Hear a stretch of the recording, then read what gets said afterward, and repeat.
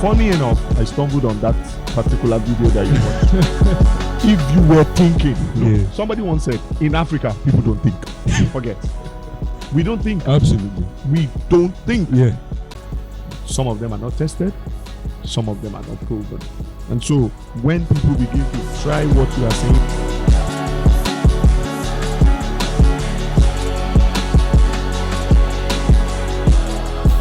good day, Pastor. how are you, sir? Well, thank you, sir. It's been a very, very long time since we did this. I'm hoping that we're back for real this time. Absolutely. Yeah, Happy New Year, everyone out there. And the long break was much needed. Don't you think so, Pastor? Well, it's an opportunity to refresh and regroup. Yeah, and I believe we are back and better. Yeah. So yeah, Pastor, as the time went by, questions accumulated, thoughts accumulated, so many things I'm eager to ask you about, and I will not be shocked if you give me the answers that I'm looking for. I hope you're ready for me, sir. Yeah, I am. I'm grateful to God, and I trust God to be able to provide the answers as inspired by His Spirit. Yeah, but before we get into it, I feel like I need to reintroduce what this is. But I'll also give Apostle the chance, but you guys need to participate, subscribe, like, comment, let us know your thoughts. This is that podcast that our generation needs right now. I'll let Apostle do the rest of the reintroduction just for the newbies, people that didn't know. Okay, so we are here, and our mission is simple. We want to try as much as possible to provide answers to those questions at the heart of the people. We want to be as real and as possible. We want to ensure that this podcast is something that helps you to improve your day-to-day living. A whole lot of people are confused, and I believe that the answers that you are looking for are things you can get and you can find here. So we are all here. Thanks. And Pastor, I hope that I never fail to mention how much it's an honor to always sit down beside you. I really feel honored because I know that you're a man blessed by God, and hopefully as I spend more time with you, I get infected by the wisdom that you carry. All glory to God. All glory to God. Yeah. Let's quickly jump into the topic for today. Pastor, let me ask you first. Would you consider yourself a social media person? Do you do social media? Because I know that a lot of the older generation believe that social media is harmful, so they stay away from it. Okay, I consider myself a social media person. I'm somebody who loves information, and social media gives you a combination, even though there are things that are not necessarily good information, but there are also beneficial ones, and it depends on what you want to use those information for and for what purpose you are seeking them. But there is no innovation in life that does not need a regularization. And I think that is where a whole lot of people are not getting it. So once you are able to get a balance, people are looking for something that will give them all the answers. No. So once you are able to get a balance and you know what purpose each and every of these innovations are for, then I think you will make the best use of them. Okay, but a balance of what, sir? Is it a balance of good and evil, or a balance of the time and definitely it can't be a balance of good and evil, because good and evil don't have anything together to work on. When I was talking about balance, I'm talking about what we get in terms of technology, advancement, social media. So I get an information on social media. There are also other non-social media means of getting information. There are also things that requires you verifying some of these informations. There are steps by which you can confirm whether some of these informations are true. Balance also means not just taking things as they appear, doing your own regular checks. Awesome. Because these are systems that have been designed, and every system needs a reevaluation. So that is the balance I'm talking about, where you don't just put all your confidence on the computer or on the system. you know that this system needs to be tested and vetted and checked. Wow. Wow. So, Pastor, what would you say as a pastor and as a mentor, as a teacher also, what would you say is the biggest harm that social media has done to our society? Okay, for me,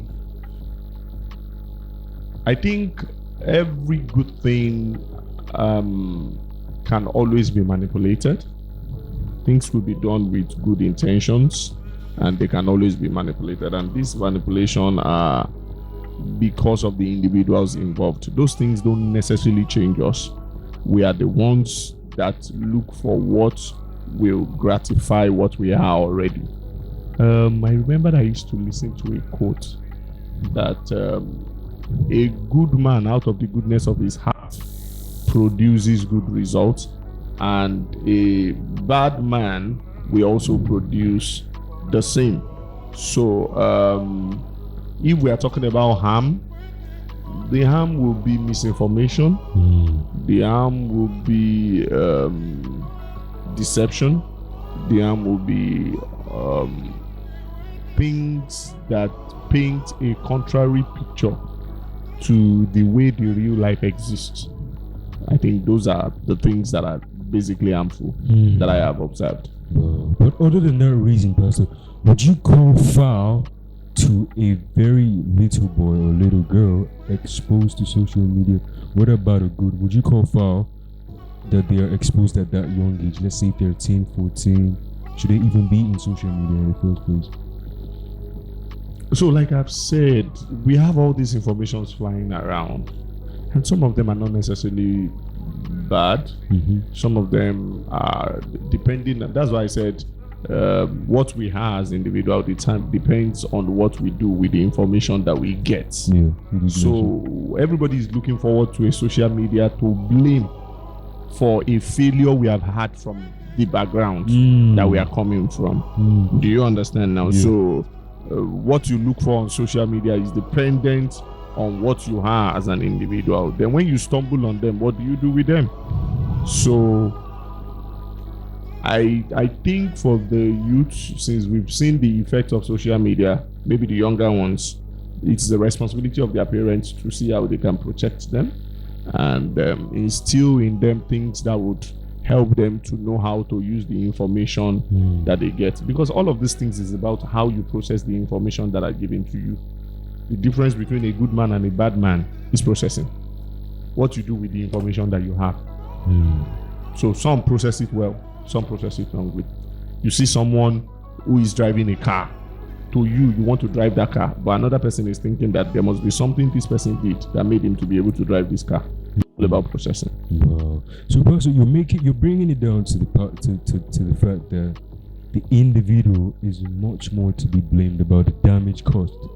So I would go on and ask and say, is it the individual or the algorithm that's working against them? Because, there's a lot of superstitions that say the devil is in charge of social media. So, he's desperately trying to influence the young, this generation right now. So is it the person not being able to control himself or the algorithm desperately trying to run you? So I'm not blaming any individual. Okay. Because every individual is a product of a society. I'm talking about a system. The home, the schools, the friends. We are a product of our company. We are a product of our background. So, and it's not necessarily a blame. There are influences everywhere. And so these influences sometimes get to people depending on their level of capability and emotions and all of those things. So I think it is important that we get it right from the foundation. If we get it right from the foundation, then most of these things will not become an issue. And to the notion that the devil is all at work, why can't the children of light also be at work? The devil is pushing out his content, then you can push out your own content too. Do you understand? So obviously we know that there is a struggle between light and darkness. So if darkness is pushing, what are the lights doing? Wow. So, you know what, Pastor, we need to go on a break and then we'll be right back. God created you for this purpose. When you get to that realm, it's called the spirit of faith. We believe and we therefore speak. The gospel I preach means that there is a grace upon our life that will make us better. The spirit we have inside us is the spirit that makes us bold. Take away the spirit from this boy and you will see a very fearful man. But that which is working in us is called the spirit of boldness. We can make up our mind to believe that this is the point at which everything will change. Paul, perceiving the man had faith to be healed. He was still in his bondage, but he had faith.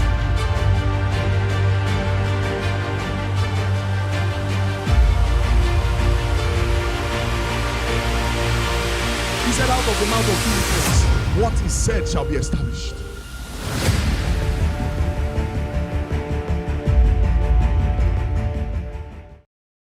Podcasts like this are always available, but people don't give themselves to these kind of things. They would rather the other side and then blame the devil for the manipulation that happens. Okay, so don't you think that while I agree, because whether we like it or not, certain things appeal, the truth that works doesn't necessarily appeal because of the way the truth is fashioned. Do you understand now? It's not fashioned with an aim of just giving you an immediate pleasure. It is fashioned at giving you a result. And whatever gives result might have to go through a process. And so naturally people don't like process. Who does not want what is simple? I just want to sit down in my house and not do anything and just be making money. But do you know there are people who have gone through a particular process? They are in their house and they are making money, but there is a process to doing that, not the contrary shortcuts that everybody will naturally want. So what I'm saying is that we need to push this content out more. The more we push out this content, the more they are able to see that we are sincere and we are serious. And the solutions that we are providing are workable solutions. You need to imagine the kind of things people say now. People just say things because they have a social media platform. Some of them are not tested. Some of them are not proven. And so when people begin to try what you are saying and they see that it's just a waste of time, why would they want to try it? Do you understand what I'm saying? Okay, so you also said something very deep that had me thinking for a minute. You said the truth that worked is not necessarily accepted because of the way it is fashioned. So, but then, what if I add a carnal, more desirable way of showcasing the truth? Would I not attract to myself people that want the carnal means always and are always needed to be kept by the carnal means? Okay. Can I continue and say that? Because I see a lot of pastors, they preach what is true, but then they add all of these dances and all of this entertainment so that people can accept it and end up with people that they have to keep in like that. So should we go back to what we are defining as carnal? Because I want to believe that you are already systematically digressing into a question you have in your heart. Carnal.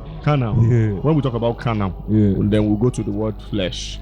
We're talking about things that, and let's look at carnal as something that gratifies the flesh, that doesn't have an intention of pleasing God, and see what is spirit as something that gratifies God and has the intention of pleasing God. So when you begin to look at it from that perspective, then you will now be able to determine whether what content you call carnal is really carnal or is spiritual. So I don't feel it is right for anybody to just make an assumption that some pastors, because the truth of the matter is there are some things we call carnal that are not carnal. So we need to be sure. David was dancing when the ark was brought back, and while he was dancing, the wife said, "What is this nonsense? How can the whole king be dancing?" All right. Might I reflect to the wife? It's unnecessary, but it was not disapproved by God. So before you continue, let me rephrase so that you don't think I'm saying canon in the wrong way. Okay, for example, Pastor Oge TV, even you're not show people. You know, come out and but there's a gentleness which is a resemblance of what is spiritual. gentleness, meekness. But carnal is pleasing to the flesh. It makes you jump. It makes you feel excited. It makes you feel ecstatic. That is what I'm trying to call carnal, but not the evil part of it, but the laughing part of it. Okay, so I still, and I don't want to sound like I'm always trying to get a balance. Do you understand? Yeah. And I'm excited that you are calling me gentle, calm. That should have gotten to my head, and as a result of that, I would want to emphasize what I am. But there is no two human that is the same, and God knows what He was doing. I used to tell young ministers, your personality will always come into your style of message. The method is different from the message. The message is Jesus, but the method might be different. I might be soft-spoken, and somebody is has a deep voice, is more passionate, more aggressive with expression. You still can't call that flesh. Do you understand? What determines whether what we are doing is acceptable or not is the content of the message that we are sharing with the people, not necessarily the method. Now, when the truth that is being shared is being watered down, that is when there is a problem. That's when there's a problem. Do you understand? So, look, you know that I always emphasize religion as being something that has gone even beyond what the gospel is supposed to achieve. All right. In quotes. So many times people just want to justify something. That somebody does not speak like me does not mean that he is not being used or sent by God. And guess what? There are audiences that might not accept me as a soft-spoken person, and they would accept another person. So far, the message that is being conveyed touches the people to whom it is for, and we are both preaching the same thing, then there won't be a problem. But the false are easily identified. I don't know why people just put themselves on that. Just check the content of the message. Pastor, it's easy for you to identify what is false, but even in content creation, since we're talking about social media, Pastor, they sit us down and they teach us how to capture people, because people have very short attention span. Within 2 seconds, like you even said yourself, they've decided whether they want to watch this or not. So unless it gets a part of their brain, they won't listen. Even a man like Oyedepo, unless there's a cinematic theme to his messages, people might not listen. They might not listen, but you need to be consistent at what you do. I understand what you're saying, but they might not listen, but you need to be consistent at what you do. Because you shouldn't, because you want to be accepted, water down or tamper with the truth. Do you get what I'm saying now? But there are some people that they have the packaging, and that's why as a speaker too, you must seek to improve yourself. Okay. You must seek to improve yourself. Jesus was fantastic at it. You want to know? Go to John chapter 4. You will see him fantastic. His disciples had just gone to buy him food, and he met a woman by the river, and what an introduction. Do you understand now? What an introduction. And imagine how he conversed with the woman. He already knew what he wanted to do. But all of those method and strategies was for him. Do you understand? So I used to tell people that if Jesus could say the ruler of this world came and found nothing in me, but this guy was busy relating with tax collectors and prostitutes, it means that he was strategic. Now, to understand falsehood, it means you must have what is original. Now, what many people don't have is the original. And if you don't have the original, on what basis and on what standard are you going to call or judge what you think is false? Do you understand what I'm saying now? So, false will be judging false. So, you must understand what is original. So, if you say it's easy for me to judge, it's because by privilege, we've been taught the foundational truth. Many Christians don't do foundational truth. There are truths that are foundational, that are not up for grabs, that are not yes or maybe, that are definite. And that is what you will find out that a whole lot of people don't know. So when they don't know it, they are easily compromised. Okay, but Pastor, where are you speaking from? Are you speaking from the spiritual side of you, or are you speaking from the logical side? Because there was a news as of lately, I don't know if you heard, they said that the particular celebrity died, only to find out, Pastor, that it's all news. And the most of us fell for the news. The most of us fell for the marketing behind the fake news, the falsehood. And how would it be a spiritual thing for me to know if it's true or not, or just logic? How would I even identify what is true and what is false out there. So what is true and what is false needs to be given time. Okay, we've heard that somebody I refrain from commenting on what trends on social media immediately to try to find out. That is what a logical and what you say. If you were thinking, look, somebody once said, in Africa, people don't think. Forget. We don't think. Absolutely. We don't think. Yeah. Such that if we were thinking the actions we are taking, we should have thought about it.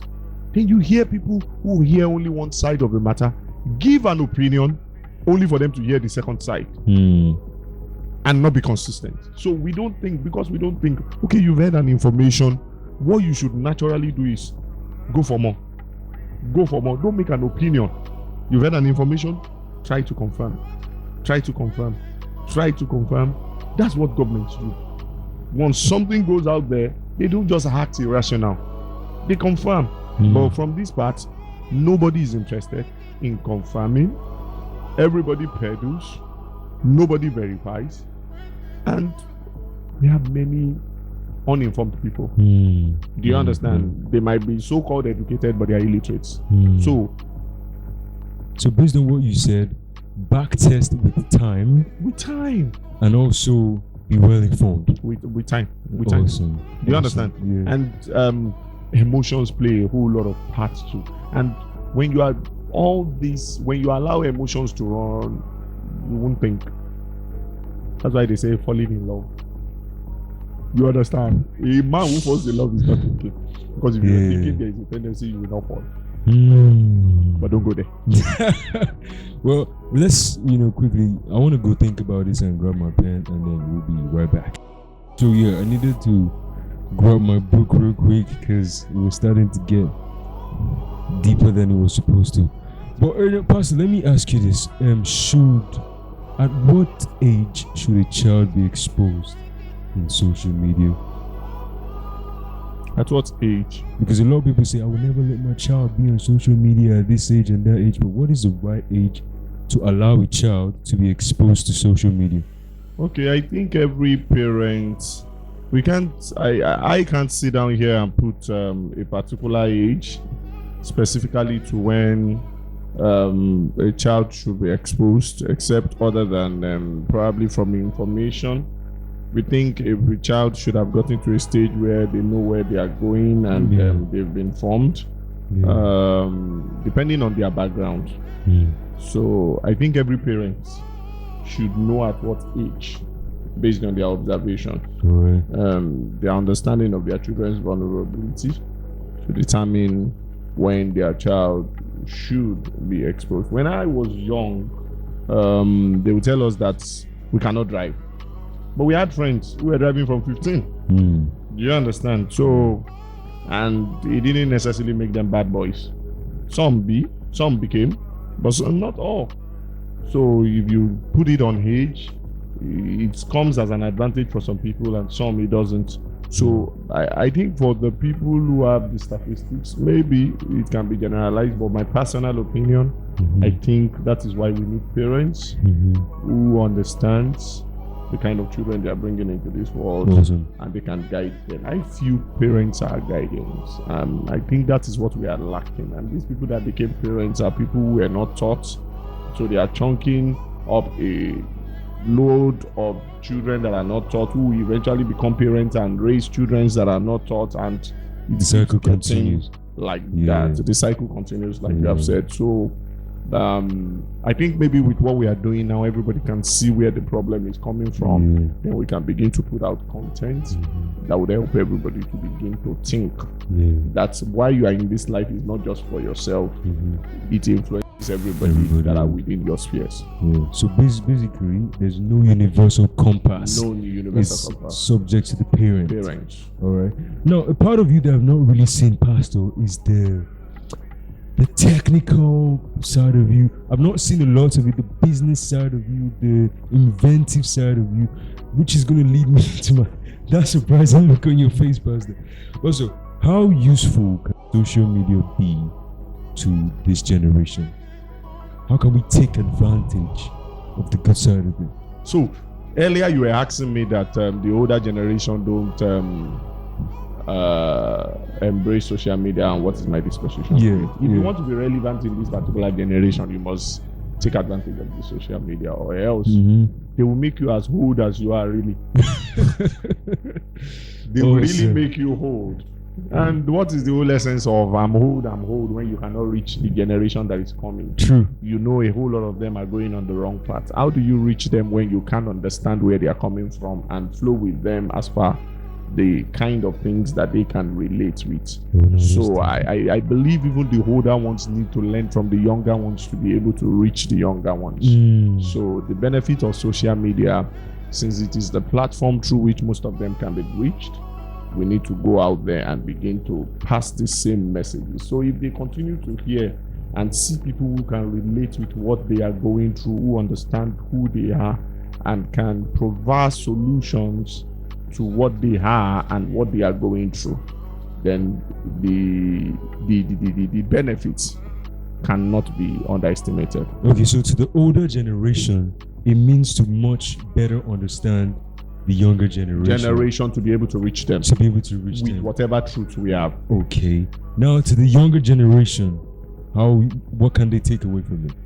So whatever they've learned from the older generation is what they will now package with their own new inventions and be able to package against. Because the good thing is, I used to see things like social media never forgets. Do you understand? Yeah. So whatever the younger ones are even doing, thinking that is just for them, they are also storing it up for a generation that is coming that will be smarter than them too.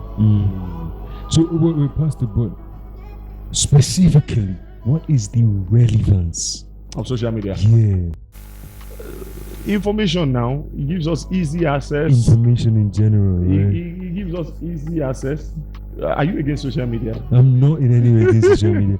I just want to know the Apostle Oge side of things. For me, it's beautiful that I can be talking here and somebody is watching in China. Even not because of this privilege. All right, Pastor, this will not happen. Let me emphasize why I keep asking that. Okay. Because this morning I woke up to a content that said otherwise. Okay. It was a woman on Oprah Winfrey show. Okay. So she's saying social media has been bad to her kids. It's been demoralizing. There's been this and that competition, which we're not wrong in the morning. But now that I'm sitting down with you, you're making me see much more of the good side. That's why I keep asking for the relevance. So the other time, and funny enough, I stumbled on that particular video that you watched. The truth is, we can choose what we focus on. Do you understand? Yes, sir. The mother has a right to speak the way she has spoken because she has seen the effect on her children. But that is just a sample out of a larger pool. So we can't generalize. And what I'm saying is, something can be completely bad. There must be a good side and there must be a bad side. And I told you the genesis of which is bad. Whatever is bad out of those genesis, that whatever is good, people would find a way of always manipulating them. So I agree, social media has done a whole lot of harm. And I told you one of the things that I personally believe is responsible: upbringing. When a mother comes and is blaming social media for everything that is happening in the church, it was always going to happen. And I can't tell you that I'm not scared that my boy, when he's going to school, in fact, they now speak slangs that we, the parents, don't even speak. Do you understand? So, but I think in life, it is about a competition of what you push down their throat.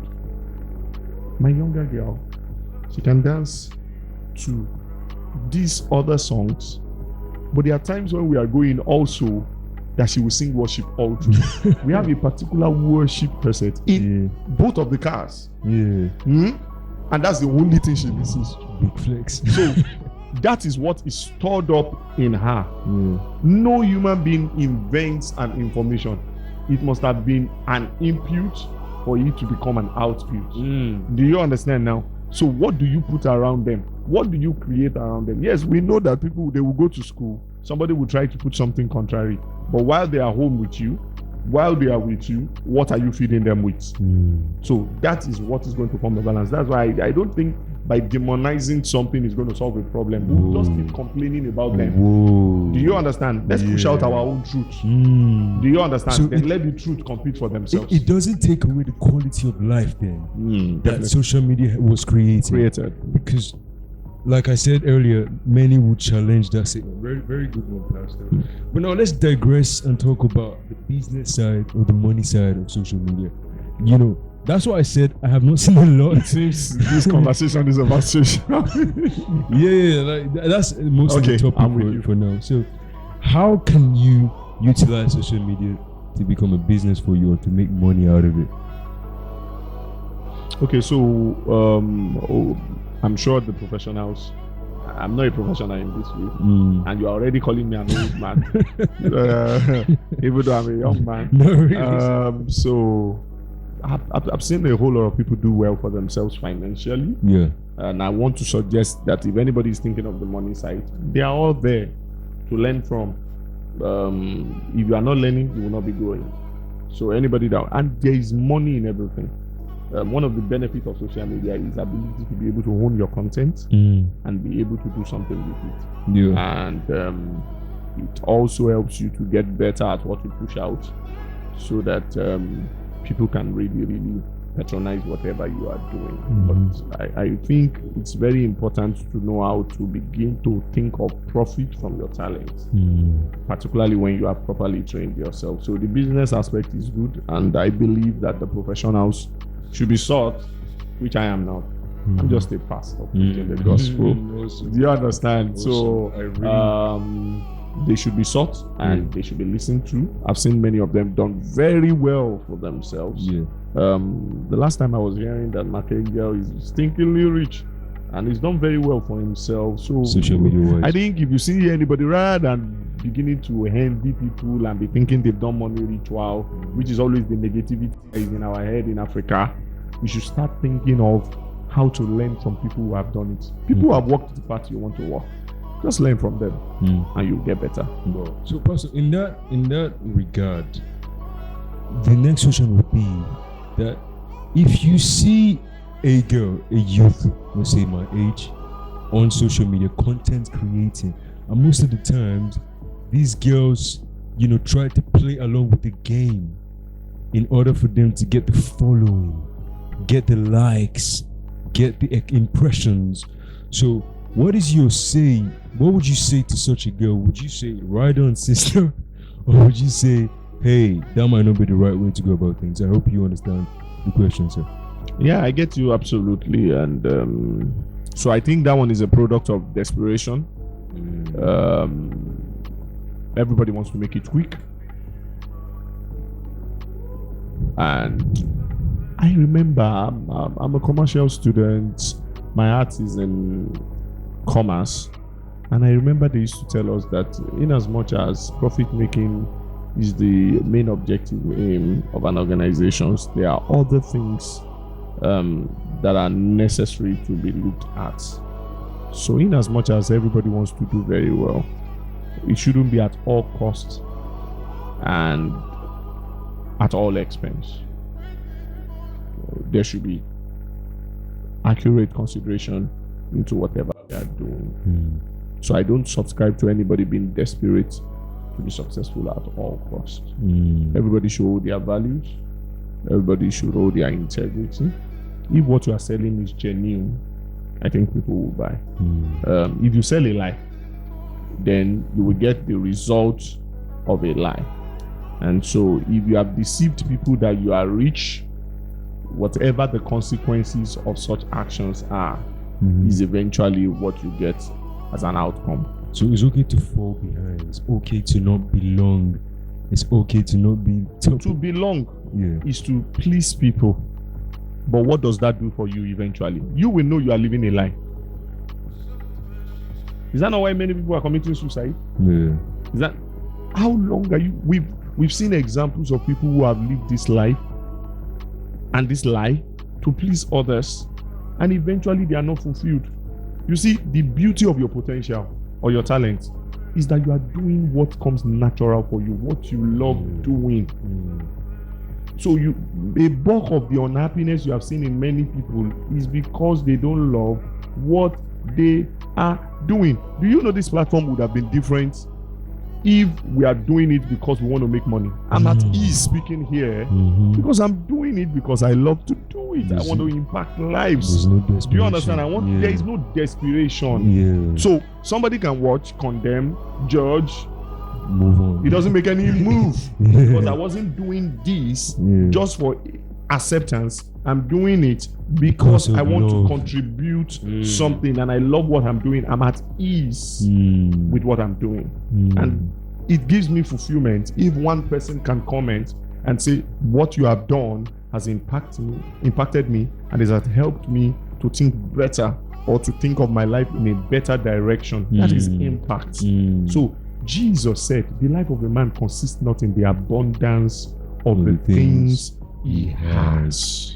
All this drive for money leads nowhere. I think I know a little about that. Awesome, Pastor. While you were talking, it just came to my head a particular thing I watched this morning regarding that.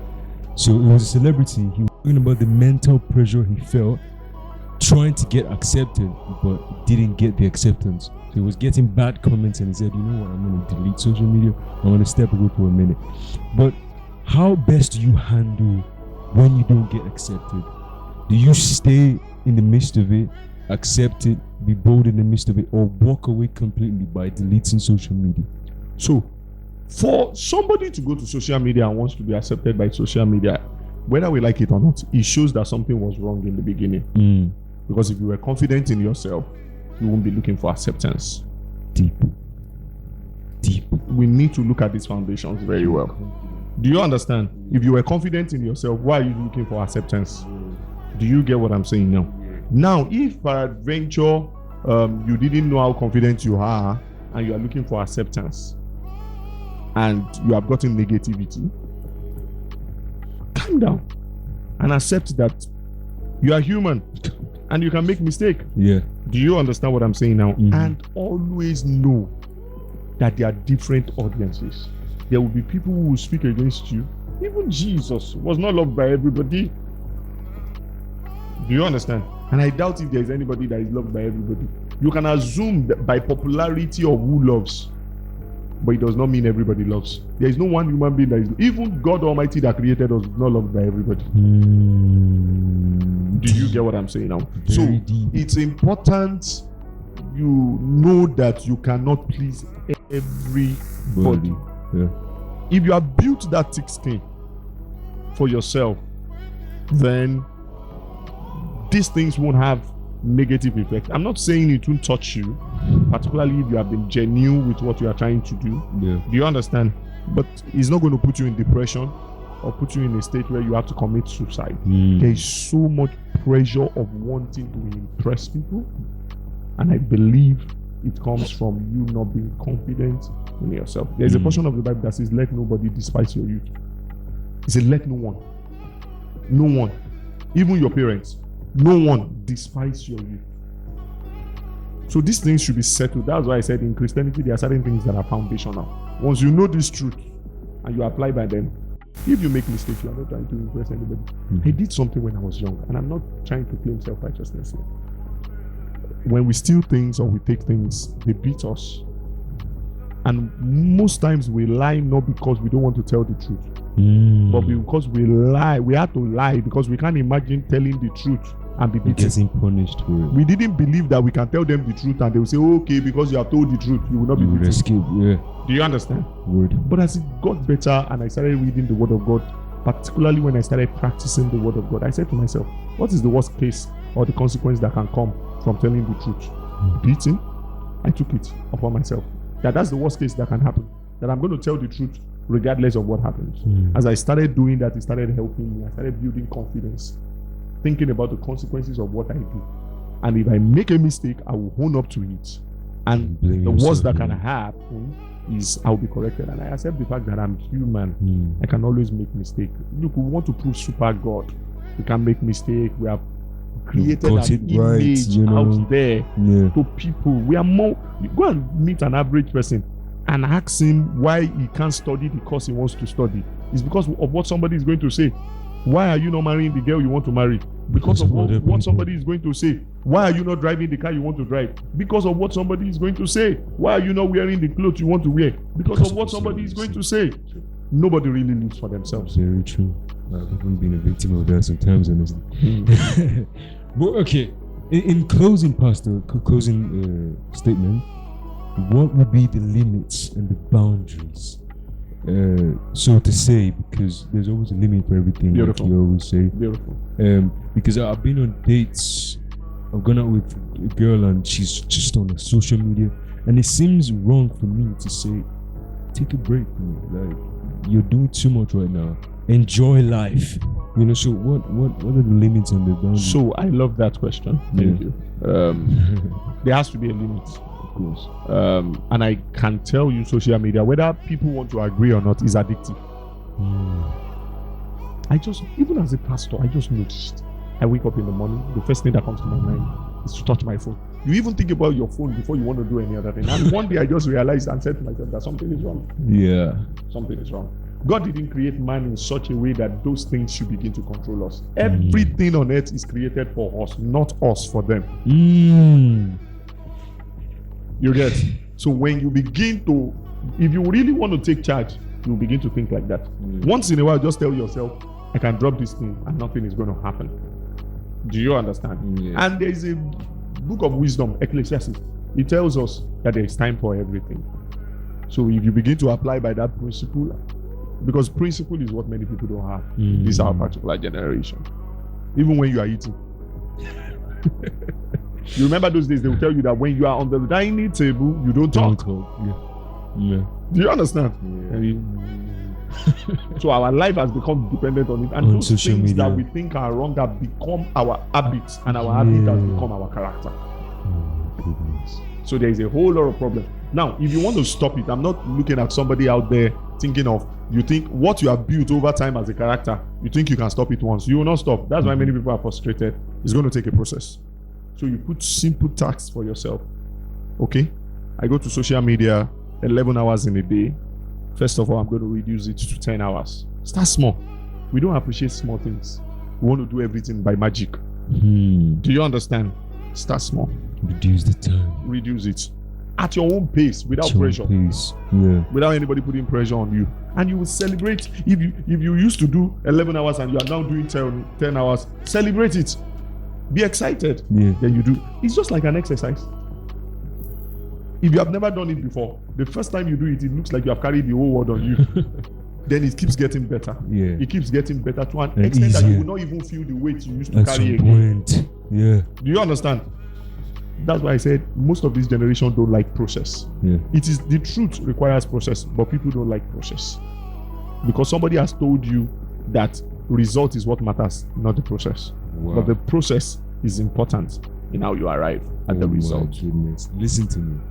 If you want to be wise, how else can you get wise other than to surround yourself with wise people, wise things, wise information? The best course of action for you is to follow this podcast over and over again. The next episode will be here again. Be a part of it. Listen to this man talk. Refresh your mind. And of course, Pastor, we would see you guys next time. God bless you. That was so awesome. So you changed up the